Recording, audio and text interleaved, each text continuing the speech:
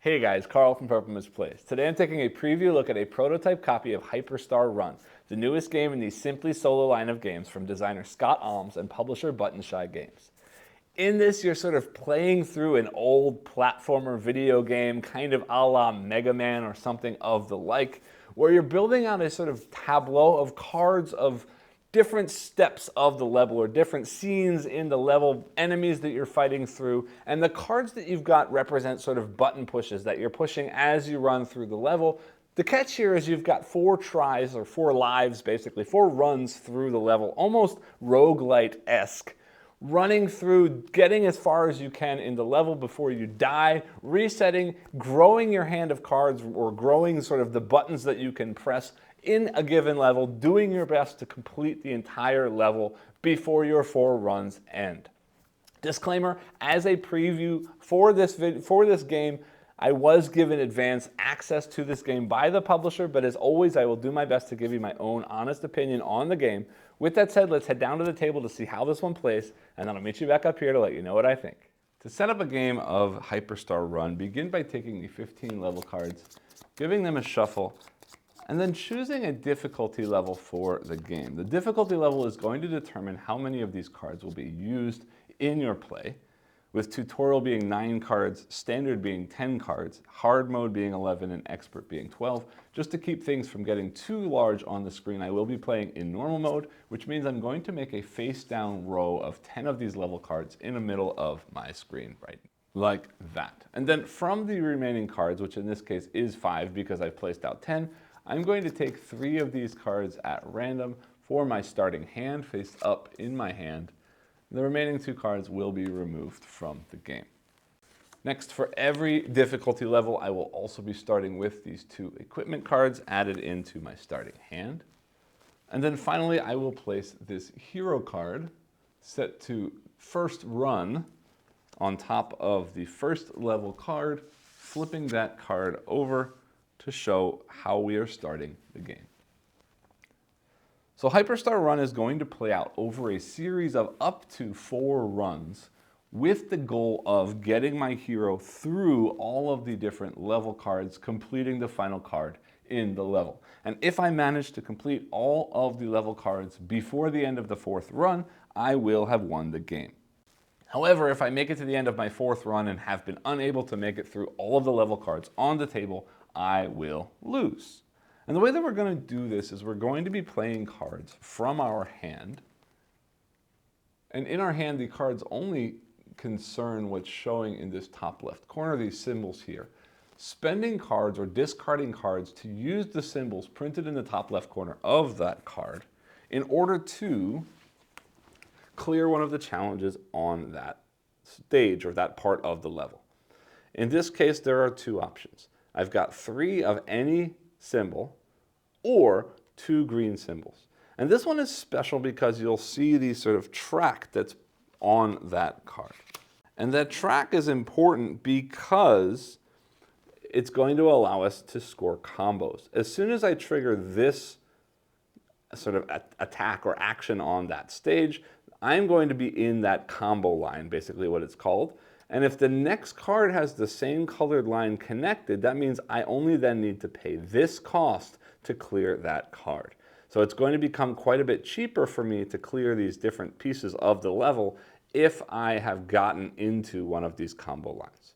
You'll also see that some cards, not this one unfortunately, this one says ability offline, but some cards will have an ability at the bottom of the card. And I can make use of that ability by taking any card in my hand and flipping it face down, keeping it in my hand. And then later on, I can use that face down card one more time to activate another ability. So any card in my hand could be used up to 2 times to trigger an ability. But once that card's been flipped face down, I can no longer use that card for its symbols because, yeah, the symbols aren't showing anymore. It then simply becomes potentially a second activation of an ability on a card in a future turn. Once I've cleared a card, I will move to the next card, flipping that card face up. And it also gives me the ability that I can then use cards that I've already cleared instead of cards, or sort of in the place of cards from my hand, by doing what's called a press. And I'm going to slide that card down to show that I've used that symbol. So I don't only have the cards in my hands, I also have cards that I've passed as a bit sort of available symbols to me for future cards. And I'll keep doing that, pushing my way through the level cards until I get to a point where I'm out of symbols, or I don't have the symbols required to pass to the next card. At that point, the round will end, or that run will end. I will get all of the cards back from my discard pile, all turned face up. And I will also then take the first card from that run into my hand for the next run, increasing my hand by 1 for each run that I'm doing in the game. And then that would be rotated to the next run, slid back to the beginning of that run, and we would try again. So I've got 4 tries adding 1 card to my hand each time to potentially, or to hopefully, get through all of the level cards on the board. Now you'll see the abilities printed at the bottom. I'll show you a couple now from the ones in my hand, are basically going to give me different ways to interact with the cards, but also the ability to potentially move cards in location to help set up more of those combos whenever possible. So let's take a look at the abilities I have right now. This card again requires a blue and a pink, or a green and a blue to pass, but it says here you can press your current level card. That means the card where I am. So if I was at this card, I could flip one of my cards or discard one of my cards to press this using this symbol here. And then it says pass it without paying any enemy combo cost. So I actually wouldn't be using that symbol, I'd just be pushing it to skip it, which means I move to the next card, but I don't have that symbol available to me. Here, this one says flip the leftmost face down card in the level. You may swap it with your current level card. So this lets me sort of swap cards, set up combos, but also to potentially get a card that I can clear if there's a card whose symbols I don't have at that time. This one here says swap any 2 cards in a level other than your current level card. So if I was here, I couldn't swap this card, but I could swap any other 2 cards in the level. But again, these cards are in my hand, so right now I only care about those symbols. I was just giving you an idea of what kind of abilities might come out. So with that, we are all set up and ready to get into play. So let me go ahead and get into gameplay. So first, to clear this first card, we need 3 of anything or 2 greens. But if I play 2 greens, I'm potentially on a green combo if there's a green combo line on the next card. And since I have to play 3 in this case anyway, I might as well discard these 2 greens plus that pink, but using them for the 2 greens. And I'll set those over there. In order to activate the green combo, I slide over, flipping over this next card. Unfortunately, there is no green combo line on that card. The ability of this card says use any ability from a face-up card in your hand or discard pile. So I could potentially use that ability that I discarded earlier to swap any 2 cards in the level. This one doesn't have an ability. Oh, sorry, in my hand or discard pile, so not that one. From these, flip the leftmost face down card, so I could flip this one and swap it with the current card, hoping that that had a green symbol on it, or a green chain on it. But again, I have to waste a card to do that, or I can press this card to move to the next one. At this point, I don't really need to do that. I see that this creature up here needs a blue and a pink, so let's go ahead and crush him, spending this blue and pink to move to the next card, flipping it over. Says, choose any card in this level, flip it face up if needed, and swap it with your current level card. So I have to swap with the current one, unfortunately. So I can't swap this one and this one to put the green in front of there, unfortunately. And it wouldn't help anyway because I don't have 2 green symbols anyway. Swap it with my current level card. By doing that, I lose these, one of these. But let's do it, just so you can see how it works. I'm going to flip this one in my hand to trigger that ability, and I'm going to swap this card, with this card like that. And it looks like it sets up a nice chain, but remember, this card's going to come into my hand next turn, so unless I put something else there, that's not going to do anything. And I could potentially then use the ability instantly. It says swap any 2 cards other than my current. Yeah, so that wouldn't help me. All right, so then we do have a blue and a pink right here on the board. So I'm going to press the 2 of those to do that blue pink again, moving to here, flipping that there. And my ability says swap any 2 cards in the level other than your current level card. Yeah, I'm going to do that. So that gets discarded face down. It will turn face up later, but right now it's face down. And I'm going to swap this card with this card because that means that now I do have a combo for next round, and this card will go on my hand, which is green, and ties into that combo really nicely, so yay. Unfortunately, not unfortunately, green and blue are right there. So I can press this and play that to move one more, which is a blue. Says flip the leftmost face down card in the level. You may swap it with your current level card. So I could swap those 2 cards, but I'm out of cards. The only symbol left I have is pink. I need at least green and pink to pass that. So that's the end of my first run. So again, resetting the run. All of my cards go face up in my hand again. This first card gets added to my hand. All of the pressed cards get unpressed. This rotates to the next run, which is 2, and slides back to the beginning. So here we go again. And this is great because now I've set up a combo for myself. So I can play 2 greens to pass there. And now I'm in the green combo line, so all I need to do is press this pink to move to the next one. Great. All right, so I got a green-blue or a blue-pink, and blue-pink is on a single card for me. So we're going to use the blue-pink. Do I need to swap any cards in the level? No, I don't. Okay, so that's that. We move here. I need a green-pink or a green-blue. Could swap that with something. I don't want to because I've got a green-pink that's great to push to the next one. Flipping this card over. Flip 1 face-down card in the level.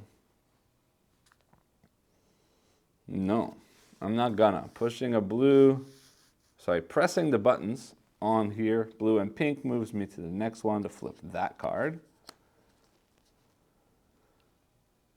On your current level card and the next card, treat all enemy combo costs as a star. So basically, if I did that, I could do double 2 of anything here or 2 of anything there. And also on the next card, that would be wild as well. That's pretty cool. But right now, it doesn't help me. I can press blue, blue, and hope that the next card is a combo. Let's do that. So I do that, and I press this blue. To do blue, blue, I'm on a blue combo line. Let's see what happens. Oh, we got really lucky. First, the ability says choose a face-up card among the 4 leftmost cards in the level. It means these 4 cards, swap it with the current level. No way, because that combo is amazing. I can spend 1 of anything, and I've got 2 pinks and a green. So let's press a pink to do a wild to push to there. Oh, we're getting real lucky because we're still on a blue combo line. It means I just need 1 green, which I still have, to push to the end. That one has no ability, by the way. Last one is a green that requires 2 pinks. Hey, guess what? I have a pink in my hand. I have a pink right here to press. And guess what? We win on run 2. That's the fastest I've ever cleared the game. That was a very, very simple play. But again, this game does go up to hard and expert levels, adding 1 or 2 more cards to the row. And again, we got really lucky with this 3 blue in a row. Everything played out very well for me, but it will stop there because you've got an idea of how the game works. At this point, I'd like to talk about components, but again, this is a prototype copy of the game.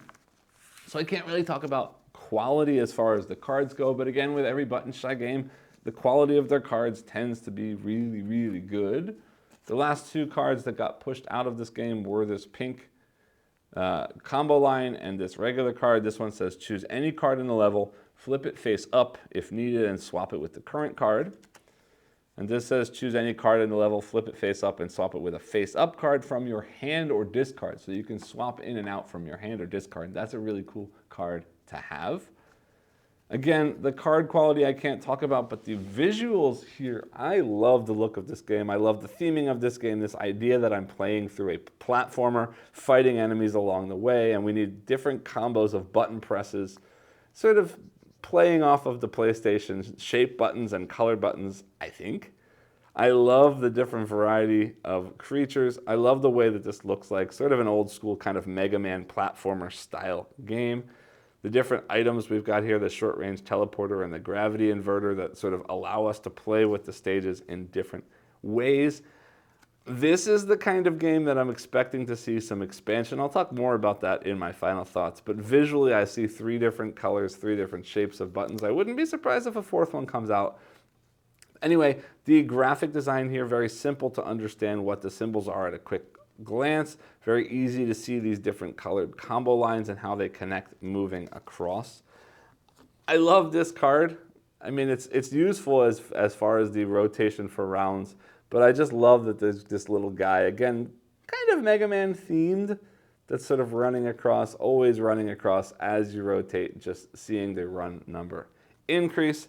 That's basically it for the components. As always, with Button Shy games, I also like to take a look at the wallet for said game, which is that one right there. And I gotta say, guess what, guys? It's purple. I love it. I love the theming already. Hyperstar Run, the sort of font here looks very sort of old school video game. And the wallet is purple, which gets my vote right away already. I'm a big fan of the way that this wallet looks. Definitely happy to have a purple wallet in my collection or more purple wallets in the collection. So yay for me on that. That's basically all I have to say on the components. Meet me back up top and I'll let you know what I think about the game itself. Welcome back. I hope you enjoyed this playthrough.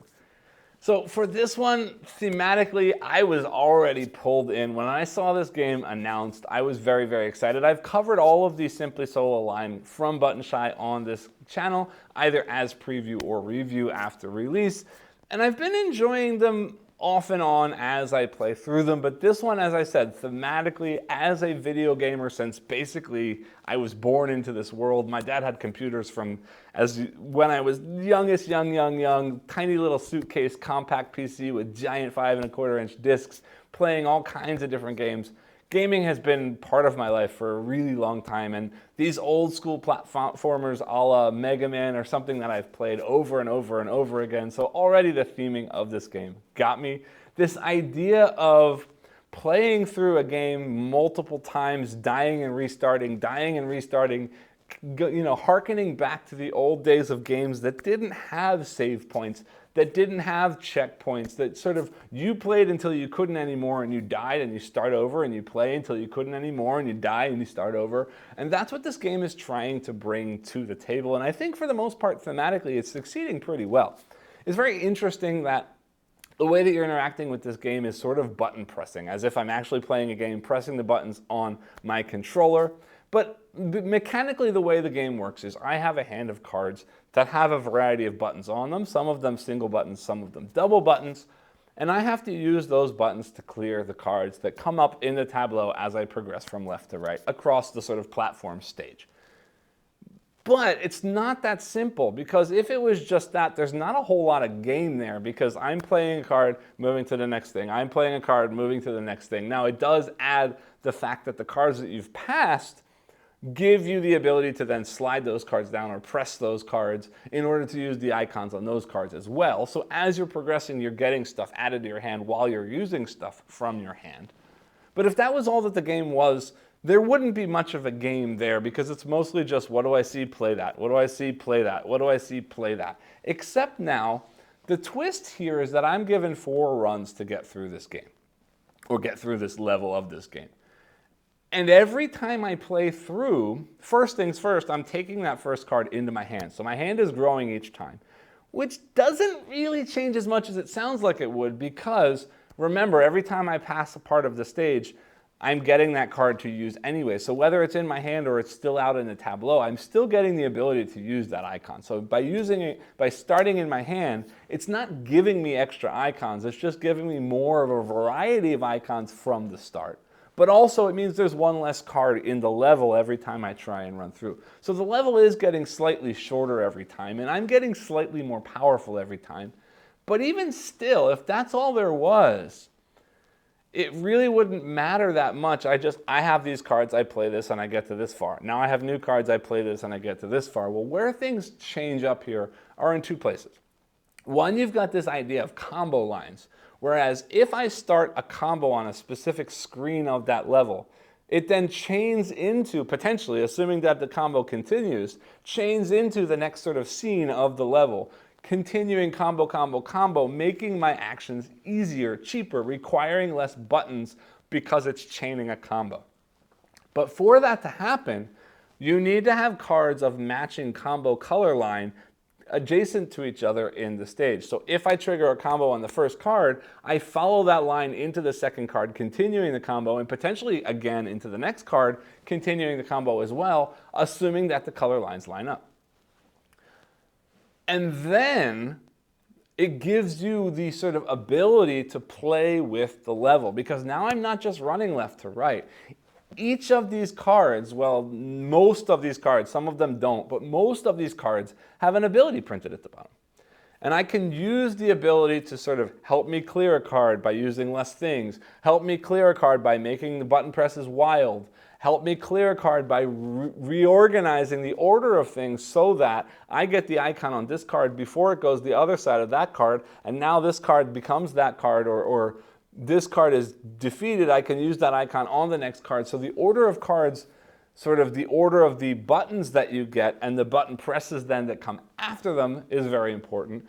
But also remembering these combo lines now.